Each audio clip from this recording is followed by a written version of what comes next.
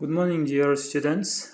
We are continuing with the digestive system, and as we talked about the alimentary canal in previous lesson, here is all the regions of the alimentary canal and their functions. Of course, alimentary canal starts with mouth and ends with the anus. So here you can see all the functions of each particle.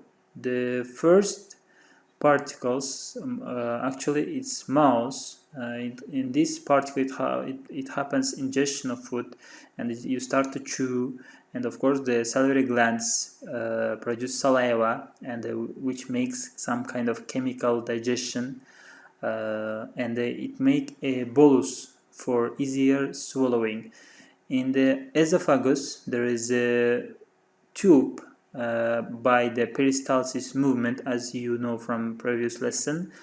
It goes down to stomach. In stomach it happens chemical digestion, and the duodenum, ileum, these are first particles of the small intestine where happens final particle of the digestion and starts the absorption of the nutrients process. Here also there is a pancreas, liver, and gallbladder.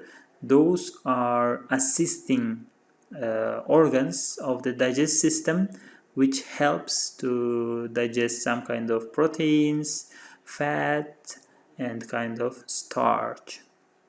There is also colon. Colon is a particle of the large intestine in which happens absorption of the water, and after everything finished, all the needed things is absorbed. The only undigested particles of the food goes through rectum and eliminated through the anus in the form of feces. So this is the small shortly shown functions of the alimentary canals. Let's continue with some kind of diseases happens in the alimentary canal. One of them are diarrhea. Diarrhea, guys, is the loss of watery feces. Actually, you can see by the picture what happens in the case of diarrhea. Normally, the undigested particle of the food is moving through the large intestine. In that time, the water absorbed through the walls of the large intestine. But in case of diarrhea, instead of being absorbed, water is added, and some kind of minerals also added too much to the undigested food particles. So the final product gonna be more liquid, and of course it's gonna be it will get some kind of pain to the person. And actually it's like infection. You can see by the text, once infected, the lining of the digestive system is damaged by the pathogens. Pathogens, you know that it's a viruses, microorganisms, some kind of like small organisms that happen that lead to this kind of diarrhea diseases.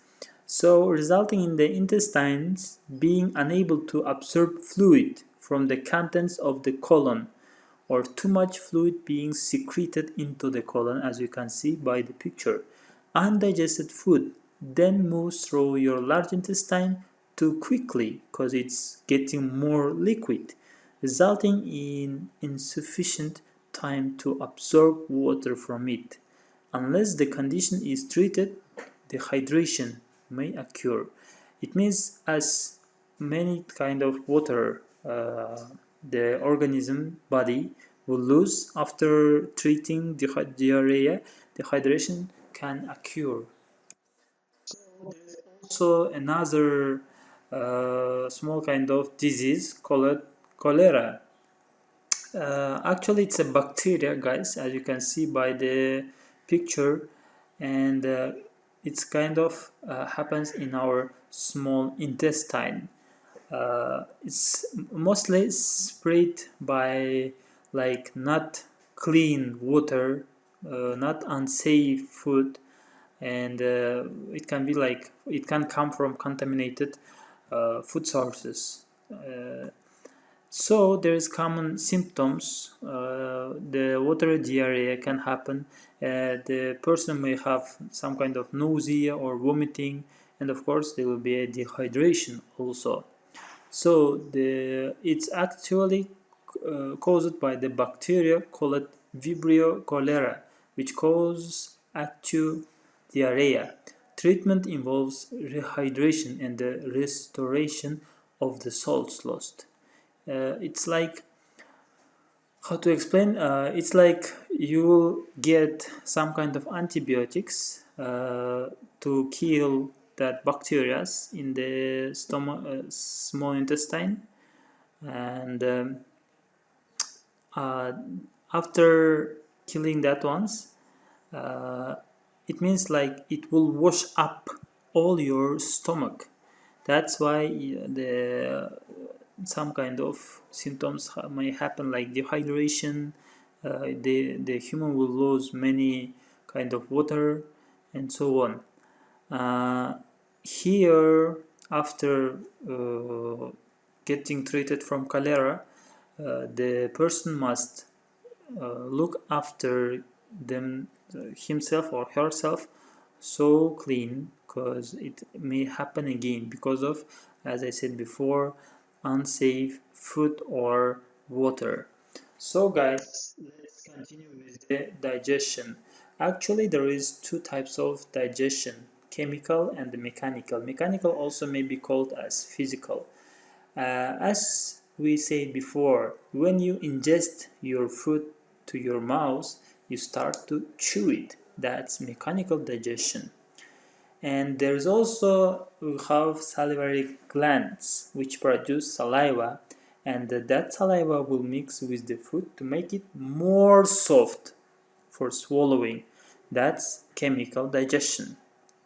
Chemical digestion starts in your mouth and it will continue in your stomach respectively. So how there happens mechanical digestion in our mouths? Actually, the main particles of our mouth, our teeth and tongue, makes those mechanical digestion. As you know from the maybe Form 2 grade, there are four kind of teeth in our mouth that we have. The first one and the front ones are incisors, which are placed in front, and they are used for biting food as fruits. The next one are called canines. They are pointed like in dogs or cats. They are used for tearing the food. And the like backside uh, teeth called as bicuspids or premolars or molars. They are similar in appearance and they are used for crushing and grinding the back of the mouse foot. It means, guys, when we are mostly kid, the normal kid, the teeth of that kid starts to grow in 6 months. After 6 months being born, and it will grow till age 3 years old fully. But it's only first set of teeth, or we call them milky teeth. And after they starts to fall, and the second set or permanent teeth that are must be 32 will start to grow from 6 years old, and even in 17 years old the backside teeth some kind of may appear.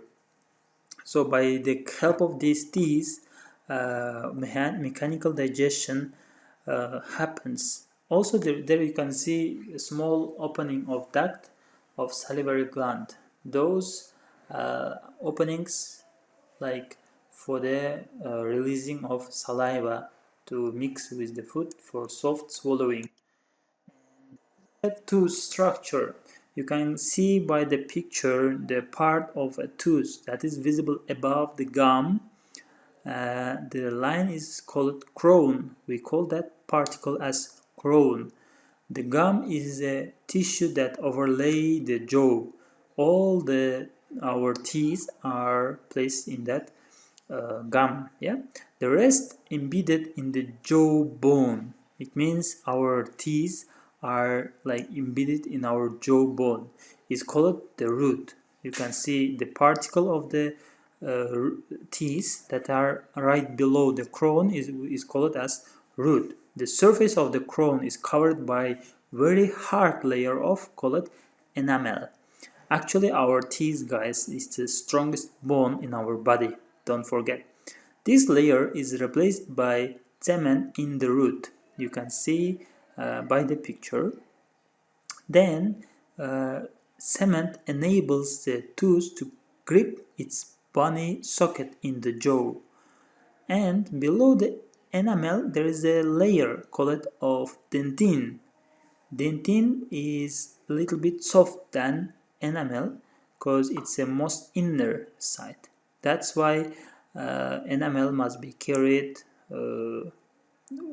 so good, because if the enamel will become weak, you will feel some kind of pain. Inside the dentin there is a pulp cavity. Pulp cavity, that one is containing for nerves, for blood vessels, and so on. If the teeth are weak, the pulp cavity may make you some kind of pain that you will feel when you will drink maybe cold water, or you will eat some kind of chocolates or something like that. So you have to take care of your teeth. That's actually for today. You have finished. There is also one video I will put about the digest system. You can watch it also. A small video about our digest system. So after this chapter you will have a small examination. It may happen next lesson or next week. See you soon, guys.